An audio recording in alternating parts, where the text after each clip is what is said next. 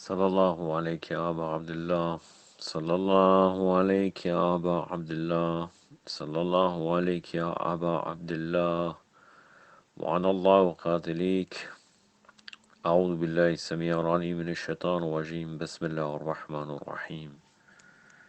الحمد لله رب العالمين وبه نستعين وصلى الله على محمد وعلى الطاهرين وعلى الله عليهم أجمعين من الآن إلى قيام يوم الدين آمين رب العالمين. Je vais vous citer quelques poésies des poètes de la première époque, du 1er siècle jusqu'au 3e siècle, après l'Hégire. La première poésie, c'est de Abdellah ibn Zubair al-Asadi. Si tu ne sais pas ce qu'est la mort, regarde donc les dépouilles de Hani et de Muslim ibn Aqil dans le marché de Koufa. Observe donc ce champion dont les coups d'épée lui ont brisé les traits du visage. À Hani et à cet autre vaillant dont la dépouille sanglante tomba du haut du palais, c'est-à-dire Muslim ibn Aqil. Ce fut par ordre d'Ibn Ziyad qu'ils furent condamnés à un tel destin tragique, de sorte que leur triste histoire fut connue de tous, et qu'on l'emporte comme un précieux présent dans les déserts et les plaines. Tu verras un cadavre décapité, dont la couleur de peau a été changée après la mort, et une rivière de sang qui fut emportée comme un puissant torrent. Est-ce possible qu'Asma, le fils de Kharaja, qui amenèrent Hani dans le palais d'Ibn Ziyad, peuvent monter sur leurs chevaux et s'en aller, tandis que la tribu de Mazwaj exige d'eux le sang versé de Hani, et les hommes de la tribu de Morad, dont les membres étaient de la même lignée que Hani, se promènent autour d'Asma et le surveillent, et l'observent et se demandent des questions à son sujet et le recherchent. Ô vous membres des tribus de Majm et de Morad, tant que vous n'aurez pas tiré vengeance du sang de votre frère, vous ne serez que des femmes adultères qui se contentent de bien peu de sous. Une poésie maintenant de Fadl ibn Abbas ibn Rabia.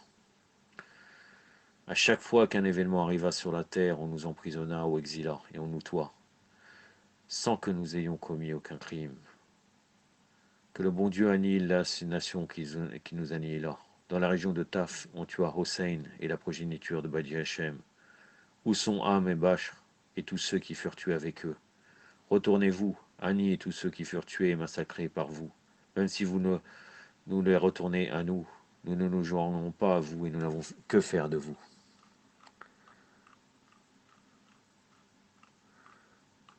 Abu Romey el-Khozaï. Les nuages des pleurs et du profond chagrin ont couvert mes yeux, et ils resteront à jamais larmoignants et en pleurs, en versant toujours de chaudes larmes. Je pleure les membres de la famille du prophète, et je pleure beaucoup, ceux qui furent tués par les coups de lance. Je pleure pour ce noble imam qui fut tué à Karbala, et qui était de la race de Hachem, celui qui brisa les coups des Koréchites et qui les avilit durement. Abul Aswad Dawli. En tout temps, je déclare avec ferveur et agitation qu'Allah détruise et remporte les biens de la famille de Ziyad. Ils trompèrent et furent diaboliquement rusés. Que le bon Dieu les chasse comme les gens de Samoud et d'Ad, et qu'il ne leur donne plus aucun rang ni position jusqu'au jour de la résurrection. Fal ibn Abbas ibn Rodba. Je pleure pour des hommes très généreux et très nobles qui poursuivirent leurs souhaits et leurs aspirations élevées et transcendants. Ceux mêmes qui étaient les meilleurs parmi les tribus de Bani Hachem, et dont la grandeur et la gloire de leurs ancêtres sont bien évidentes et manifestes. Notre vie et notre mort se font pour lui seul, et mourir tout en gagnant le rang de martyr dans la voie divine continue encore et pour toujours. Chaque sang possède un propriétaire qui le possède, et celui qui possède notre sang est Allah, exalté le grandiose. Le jour de la résurrection, nos ennemis verront clairement à quel groupe appartiendra donc le messager d'Allah, aux groupes qui sont le phare et la lampe qui illumine le chemin et qui guide les gens, ou bien aux groupes qui trompent les gens et les mènent à la perdition. Rauf el-Azoudi. Je me suis réveillé et mes bonnes actions devinrent justes et correctes, et je déclarai à mes compagnons que vous devez exaucer l'invitation divine. Et lorsqu'il se redressa et se souleva et qu'il les invita, ils lui dirent: ô toi qui invites la Beik, c'est-à-dire nous t'obéissons, nous exauçons ton souhait, ô Seigneur.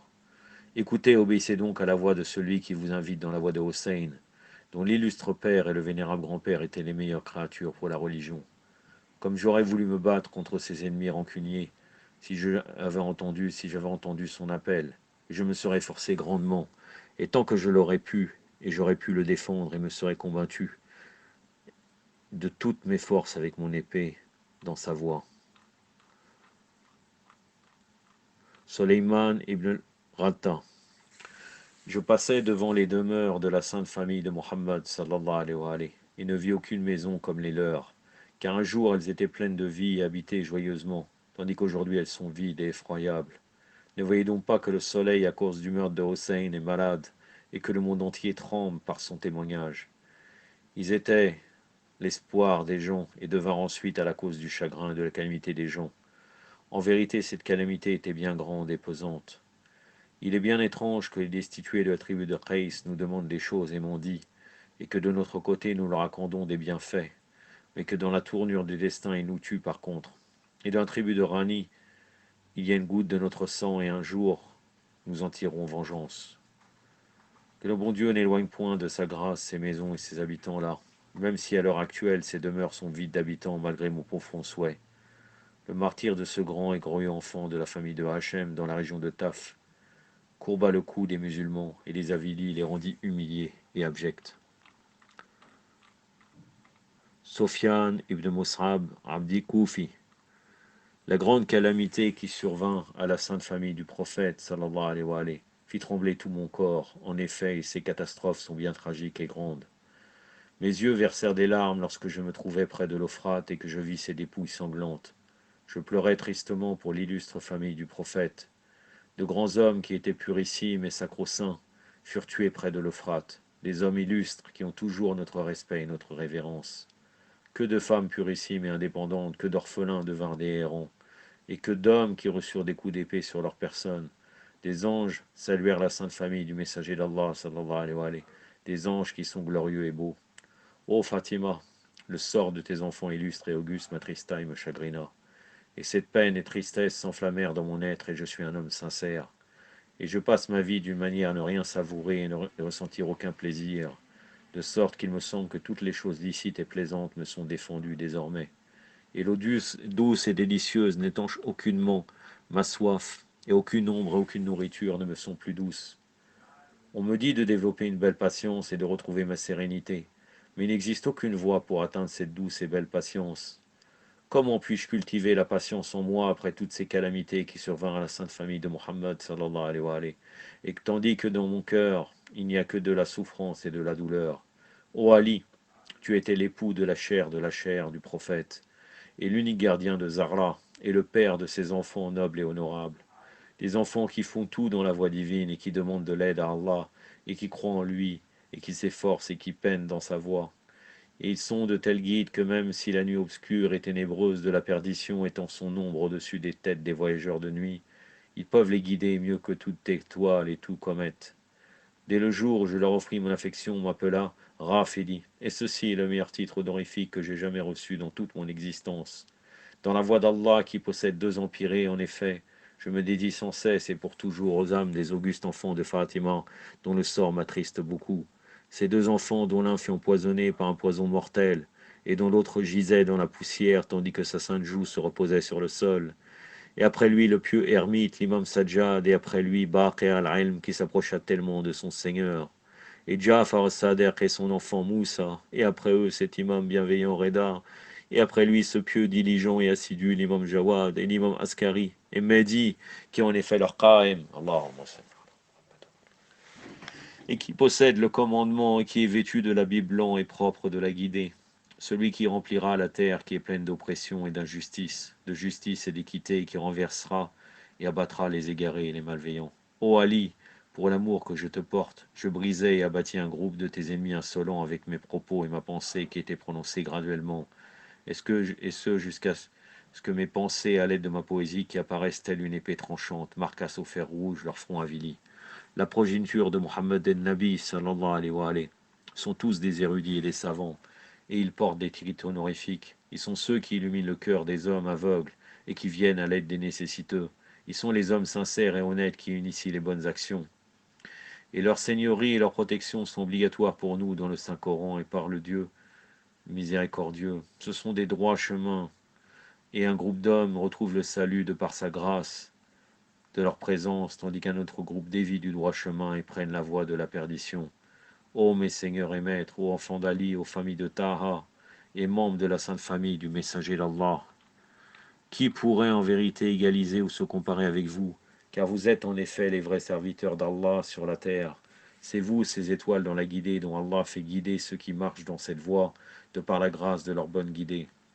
Si ce n'était pour votre direction et autorité, nous serions tombés dans la misère, et la perdition se serait confondue avec la guidée. Je ne possède aucune provision pour au-delà, excepté la profonde affection que je vous porte. Et c'est la meilleure provision et ma meilleure protection dans le désert où a lieu la résurrection. Ma croyance se définit avec l'amour et l'amitié que je vous porte, et avec la haine et le ressentiment que j'ai contre ceux qui médisent de vous.